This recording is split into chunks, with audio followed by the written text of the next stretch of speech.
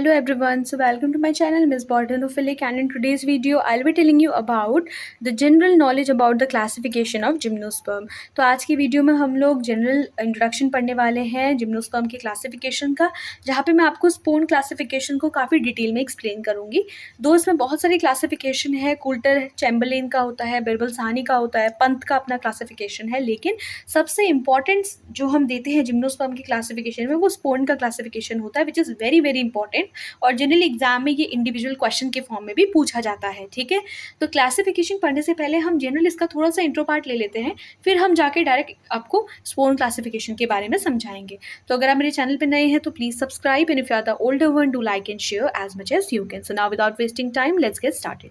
ठीक है, सबसे पहले मैंने यहाँ पे जनरल इंट्रोडक्शन दिया है। तो जिम्नोस्पर्म को it was not treated as a separate group. So earlier gymnosperm were not treated as a separate group. तो पहला पॉइंट आप ये मेंशन करोगे, लेकिन सबसे पहले रॉबर्ट ब्राउन जो थे उनको रियलाइज हुआ कि नहीं, जिम्नोस्पर्म में बहुत सारी कैपेबिलिटीज़ है भाई, इसका एक अलग पार्टी बननी चाहिए, एक अलग ग्रुप बनना चाहिए, इसको क्यों हम सबके साथ मिक्स करते हुए रख रहे हैं। ठीक है, यानी कि इसको हमने एक लीडर बनाने की सोची, तो वो लीडर बनाने का जो आइडिया था वो रॉबर्ट ब्राउन के दिमाग में आया। तो 1827 पे उन्होंने क्या किया, he gave the first classification.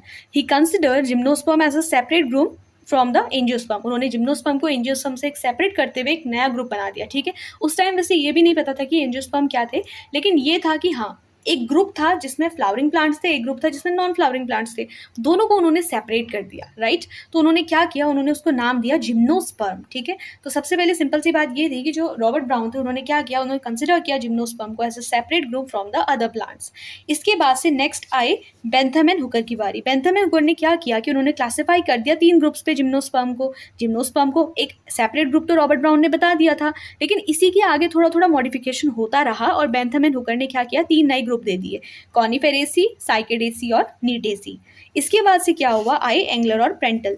Angler और प्रेंटल ने भी अपना दिमाग घुमाया। इन्होंने क्या किया, they give an additional group to Bentham and Hooker classification of gymnosperm. Bentham और हुकर के क्लासिफिकेशन को उन्होंने एक और एडिशनल ग्रुप दिया जिसको बोला गिंगोइल्स, जिसके अंदर हमने रखा गिंको बाइलोबा। ठीक है, इसको हमने रखा, जनरली इसकी एक ही स्पीसीज एग्जिस्ट करती है तो हम गिंको बाइलोबा जनरली पूरा ही नाम ले लेते हैं, तो ये इसको इन्होंने क्या करा, गिंगोइल्स के अंदर रख दिया। इसके बाद से आए प्रोफेसर बिरबल साहनी का बहुत इंपॉर्टेंस रहता है पैलियोबॉटनी में और स्पेशली जिम्नोस्पर्म से रिलेटेड। तो जनरली प्रोफेसर बिरबल साहनी ने क्या किया, on the basis of the location of the ovule, ovule के लोकेशन के अकॉर्डिंग उन्होंने जिम्नोस्पर्म को 2 पर्टिकुलर सब डिविजन्स पे डिवाइड कर दिया। एक था फाइलोस्पर्मी, एक था स्टिकायोस्पर्मी। फाइलोस्पर्मी था यानी कि जब लीफ पे ओव्यूल प्रेजेंट रहता है, स्टिकायोस्पर्मी मतलब जब स्टेम पे ओव्यूल प्रेजेंट रहता है। यहाँ तक तो हमने ऑलमोस्ट 50% अपना कवर कर लिया कि कैसे जिम्नोस्पर्म की क्लासिफिकेशन की हिस्ट्री रही है। नेक्स्ट इसके बाद थे कुल्टर एंड चैम्बरलेन। कुल्टर और चैम्बरलेन जनरली इनका वर्क जो है वो अप्रॉक्सीमेटली 1920 के आसपास रहा है, बिल्कुल साहनी के वर्क के अप्रॉक्स में। पहले साहनी ने 1919 पे दिया था, तो इसके बाद से क्या था, कुल्टर और चैम्बरलेन ने 1920 पे अपना क्लासिफिकेशन दिया है। तो जनरली इन्होंने क्या किया है, उन्होंने on the basis of the wood type gymnosperm को तोड़ दिया 2 डिविजन्स पे, एक था साइकेडोफाइटा और एक था कॉनिफेरोफाइटा। साइकेडोफाइटा वो थे जहाँ पे मेनोजाइलिक वुड थी, और कॉनिफेरोफाइटा वो थे जहाँ पे पिक्नोजाइलिक वुड थी। मेनोजाइलिक और पिक्नोजाइलिक के बारे में अगर आपने पढ़ना है तो ऑलरेडी मैं इस पर भी वीडियो अपलोड कर चुकी हूँ, आप चेक कर सकते हैं जिम्नोस्पर्म प्लेलिस्ट के अंदर। ठीक है, तो इन्होंने वुड के अकॉर्डिंग उसको क्लासिफाई कर दिया मेनोजाइलिक और पिक्नोजाइलिक। अब ये तो हो गया जनरल हिस्ट्री क्लासिफिकेशन की, क्योंकि जब भी एग्जाम में क्लासिफिकेशन आता है तो हमेशा नोट करिए कि अगर वो लॉन्ग क्वेश्चन में आ रहा है तो आपको डायरेक्ट कभी भी नहीं लिखना चाहिए, उसमें थोड़ी उसकी हिस्टोरिकल जो हिस्ट्री है वो मेंशन कर दीजिए, उससे क्या है आपके आंसर को थोड़ा एक अच्छा फॉर्म मिल जाता है। तो ये जनरल आप हिस्ट्री वहाँ पे मेंशन कर सकते हैं। इसके बाद से हम आते हैं स्पोन क्लासिफिकेशन पे, जो कि सबसे रिसेंट क्लासिफिकेशन है, 1954 पे ये दिया गया है। तो स्पोन क्लासिफिकेशन के अकॉर्डिंग सबसे पहली चीज़ जो हम देखेंगे कि उन्होंने क्या किया, ही डिवाइडेड जिम्नोस्पर्म इनटू 3 क्लासेस। उन्होंने जिम्नोस्पर्म को 3 क्लासेस पे डिवाइड किया। पहली क्लास थी साइकेडोप्सिडा, दूसरी क्लास थी कॉनिफेरोप्सिडा और जो तीसरी क्लास थी वो थी निटोप्सिडा। ये चीज़ याद रहेगी। ठीक है, 3 क्लासेस में उन्होंने उसको डिवाइड कर दिया। इसके बाद से क्या हुआ, उन्होंने इन पर्टिकुलर क्लासेस को, ये जो क्लास उन्होंने बनाई, इन्होंने इसको डिवाइड किया। जैसे साइकेडोप्सिडा को उन्होंने 4 ऑर्डर्स पे डिवाइड किया, कॉनिफेरोप्सिडा को 4 ऑर्डर्स पे डिवाइड किया और निटोप्सिडा को 3 ऑर्डर्स पे डिवाइड किया। तो ये चीज़ आप मेंशन करो कि क्या स्पोन ने अपना क्लासिफिकेशन दिया था। मैं इसका फ्लो चार्ट भी आपको बना के दिखाऊंगी, लेकिन पहले हम थोड़ा सा थ्योरी इस पर क्लियर कर लेते हैं, क्योंकि एग्जाम में अगर स्पोन क्लासिफिकेशन इंडिविजुअली आता है तो इट्स नॉट लाइक दैट कि जस्ट आप फ्लो चार्ट बना के आ गए और अगर 10-20 नंबर का क्वेश्चन आता है तो आप ये चीज़ एक्सपेक्ट करो कि टीचर जो आपको आराम से नंबर दे देगा। It's not possible at all. तो वहाँ पर आपको थोड़ा बहुत बहुत क्या है, हर चीज़ के बारे में डिस्क्रिप्शन देना पड़ता है। तो वही डिस्क्रिप्शन मैंने बहुत ईजी वे पे आपको यहाँ एक्सप्लेन किया है, राइट। तो सबसे पहले अब मैं आपको एक चीज़ बता दूँ कि मैंने यहाँ पे क्या है, हम साइकेडोप्सिडा को मान के चल रहे हैं, ये पिंक कलर से मैंने इसको मेंशन किया है, ठीक है। कॉनिफेरॉप्सिडा को I have mention it with the blue colour and Gnetopsida को I will be mentioning with the black colour. तो जनरली मैंने यहाँ पे कलर्स के थ्रू आपको एक्सप्लेन किया ताकि आप आराम से समझ जाओ, एग्जाम में आप आराम से मेमोराइज कर सको इन चीज़ों को, ठीक है। तो हम साइकेडोप्सिडा से शुरू करते हैं। तो ये साइकेडोप्सिडा होता है, सबसे पहले हमने इसकी कैरेक्टरिस्टिक पढ़ी। हम लोग क्लास 1 पढ़ रहे हैं, जो फर्स्ट क्लास है अभी हम उसके बारे में पढ़ रहे हैं। तो पहली क्लास जो साइकेडोप्सिडा थी, जनरली इसकी क्या कैरेक्टरिस्टिक्स थी कि यहाँ पे मेनोजाइलिक वुड देखने को मिलती है, सीड रेडियली सिमेट्रिकल होता है और जो लीव्स होती हैं वो लार्ज होती है, फ्रॉन्ड्स लाइक, ठीक है। इतना क्लियर हो गया। अब हम चलते हैं इसके ऑर्डर्स की तरफ। तो साइकेडोप्सिडा को 4 ऑर्डर पे तोड़ा। पहले के 2 ऑर्डर है साइकेडेल्स, बेनेटिडेल्स। साइकेडेल्स के एग्जांपल हो जाते हैं लाइक साइकस एंड ज़ैमिया। इसके क्या कैरेक्टरिस्टिक्स होते हैं कि इसमें इन्वर्टेड ओमेगा वस्कुलर बंडल्स देखने को मिलते हैं एंड जो लीव्स होती है उसमें लीफलेट और रैकेस दोनों प्रेजेंट रहते हैं और जनरली इसको लिविंग ऑर्डर बोला जाता है, ठीक है।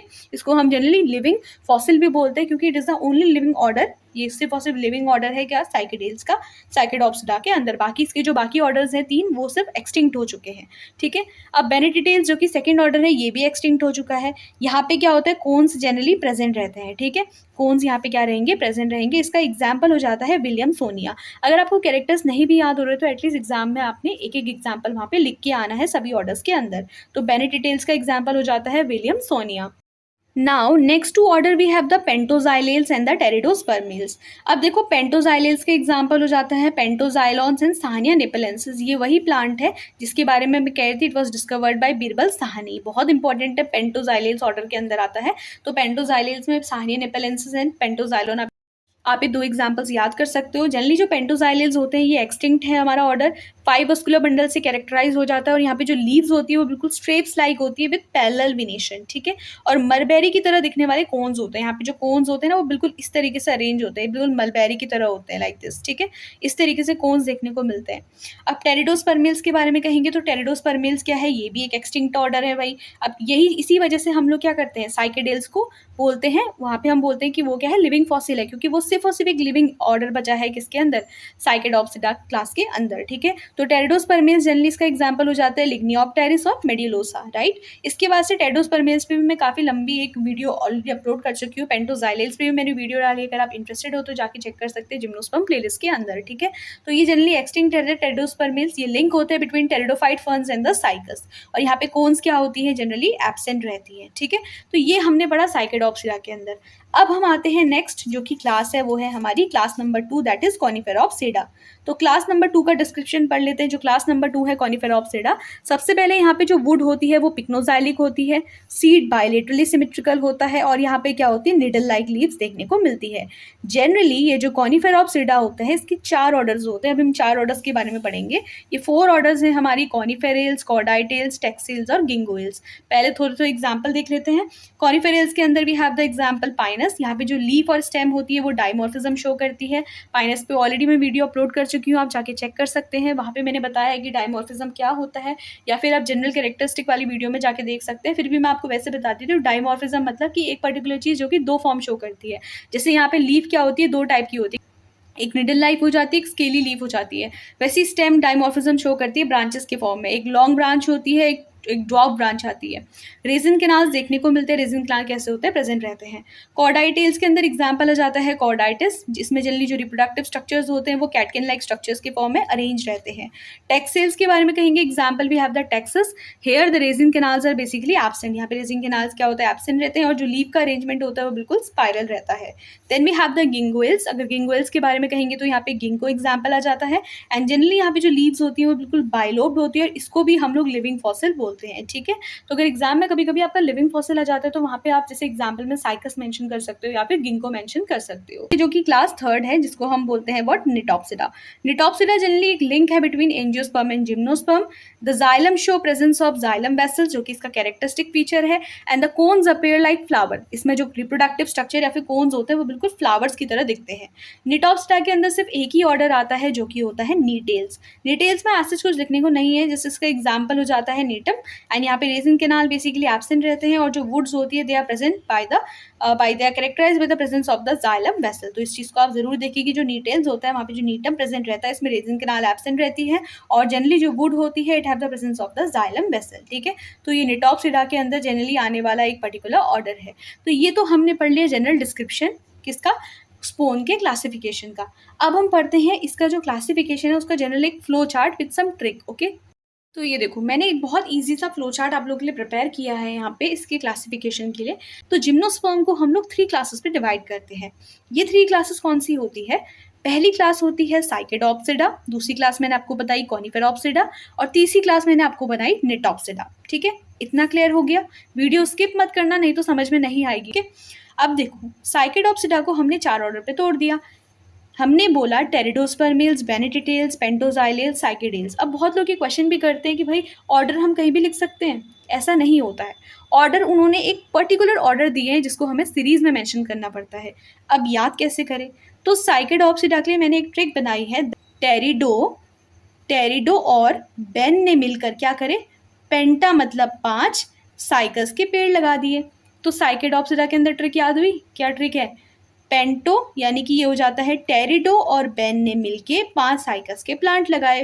टेरिडो मतलब टेरिडोस्पर्मेल्स, बेन मतलब बेनेटिटेल्स, 5 यानी कि 5 हम जिसको बोल रहे हैं तो पेंटोजाइलेल्स, और साइकस मतलब साइकेडेल्स। ठीक है, तो टेरिडो और बेन ने मिलके 5 साइकस के प्लांट लगाए। 5 को जनरली हम लोग पेंटा वर्ड बोलते हैं, आपको सुना होगा। इसके बाद से नेक्स्ट वी हैव द कॉनिफेरोप्सिडा। अब देखो कॉनिफेरोप्सिडा को कैसे याद करें। कॉनिफेरोप्सिडा की सीरीज होती है कॉर्डाइटेल्स, कॉनिफेरेल्स, टेक्सिल्स और गिंगोइल्स। इसको याद करने का एक मैंने बनाया यहाँ पे कॉरकॉन तागी, एक वर्ड आप याद कर लो कॉरकॉन तागी। एक जनरली एक चाइनीज वर्ड सा आपको समझ में आ रहा होगा कॉरकॉन तागी। कॉर मतलब कॉर्डाइटेल्स, कॉन मतलब हो जाता है कॉनिफेरेल्स, ता मतलब होता है टेक्सिल्स, और गी मतलब होता है गिंगोइल्स। ठीक है, तो ये ट्रिक पता चली आपको कॉनिफेरोप्सिडा के लिए क्या ट्रिक होती है। थर्ड जो ट्रिक हमारी यहाँ पे है वो है निटॉप्सिडा के लिए। निटॉप्सिडा के लिए क्या ट्रिक चाहिए आपको बताओ? एक ही तो ऑर्डर है, आराम से याद कर सकते हो ना डिटेल्स। तो बस सिंपल सी बात है, अगर आपको क्लासिफिकेशन देना है तो ये ट्रिक से आप सीरीज में याद कर सकते हो। बहुत ईजी ट्रिक है। ठीक है, जस्ट टू रिमेंबर स्पोन का क्लासिफिकेशन था। तो साइकेडोप्सिडा, कॉनिफेरोप्सिडा, निटॉप्सिडा आराम से याद हो जाएगा। इसकी भी एक ट्रिक है, साइको वर्ड सुना होगा आपने। ठीक है, तो ये जो साइको वर्ड होता है ना, तो इससे आपको कुछ समझ में आ रहा है? साई मतलब साइकेडोप्सिडा, को मतलब कॉनिफेरोप्सिडा, बाकी लास्ट में तो निटॉप्सिडा है, उसको याद करने की जरूरत नहीं है। तो साइको वर्ड आपने सुना होगा, तो क्लासेस के लिए आप याद कर सकते हो साइको वर्ड। ठीक है, क्लास में आते ही हम लोग पागल से हो जाते हैं बिल्कुल, भाई टीचर ने ज़्यादा पढ़ा दिया, इतना क्यों पढ़ा दिया, हम सोचते हैं ना। तो वही साइकेडोप्सिडा, कॉनिफेरोप्सिडा, तो साइको वर्ड याद हुआ। अब हम इसकी फर्दर ऑन जो ऑर्डर्स है उसकी मैंने ऑलरेडी ट्रिक बताई। तो ये एक जनरल डिस्क्रिप्शन था स्पोन की क्लासिफिकेशन का। ठीक है, तो अगर आपका एग्जाम में क्लासिफिकेशन आता है जिम्नोस्पर्म का, तो पहले सबसे इंपॉर्टेंट चीज़ है कि आप वहाँ पे दे थोड़ा सा बेसिक क्लासिफिकेशन, जो उसका हिस्टोरिकल बैकग्राउंड है वो एक्सप्लेन करें। कैसे कैसे सबसे पहले रॉबर्ट ब्राउन ने किया था, फिर बेंथम हुकर आए थे, उसके बाद से एंगलर प्रेंटल आए, चेम्बर और कुल्टर, जो कुल्टर और चैम्बरलिन है उन्होंने कैसे क्लासिफिकेशन दिया, उसके बाद से बिरबल साहनी, आप पंथ का भी मेंशन कर सकते हो यहाँ पे। एंड एट लास्ट आप अपना कोई भी फेवरेट यहाँ पे क्या है जिम्नोस्पर्म का क्लासिफिकेशन मेंशन कर सकते हो। मेरा फेवरेट स्पोन क्लासिफिकेशन था, जो कि मैंने बहुत ईजी वे पे आप लोग को एक्सप्लेन किया है। अगर आपको वीडियो अच्छी लगती है तो प्लीज़ कमेंट सेक्शन में मुझे बताएं, और ये भी बताएं कि मैं कैसे अपनी वीडियोज़ को और इंप्रूव कर सकती हूँ, क्या आप इंप्रूवमेंट मेरी वीडियो पे चाहते हैं। ठीक है, so these are the only notes under the topic the classification of gymnosperm. If the video is helpful please like, share and subscribe. Thank you.